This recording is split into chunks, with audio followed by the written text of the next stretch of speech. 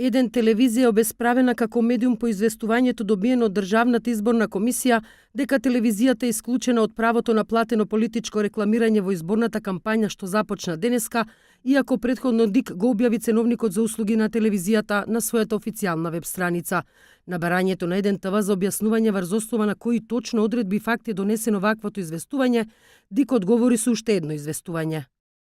Во врска со вашето барање со кое барате да ве известиме во однос на платеното политичко рекламирање за претседателските избори 2019 година, ви ги даваме следните појаснувања.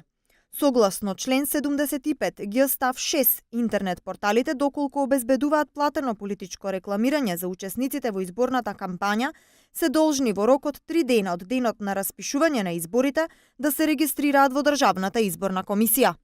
Она што е спорно во овој дел од членот на кој меѓу другото се повикува Државната изборна комисија е тоа што ставот 6 се однесува само на интернет порталите, но не и на телевизиите, радијата и весниците. По поднесената тужба и барање на еден ТВ известувањето да биде поништено, Управниот суд донесе решение во кое меѓу другото пишува дека факт е дека телевизијата не го испочитувала рокот за доставување на ценовникот на услуги, но го потврди и она на кое што во тужбата се жалеше еден телевизија.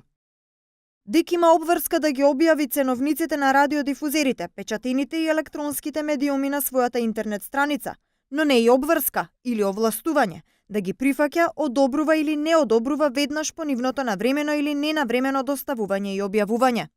Во изборниот законник нема одредби со кои радијата и телевизиите се обврзани пред почетокот на изборната кампања да се регистрираат во Државната изборна комисија. Доцнењето на доставување на ценовникот за услуги единствено предвидува прекршочни санкции, но не и забрана за емитување платена политичка програма.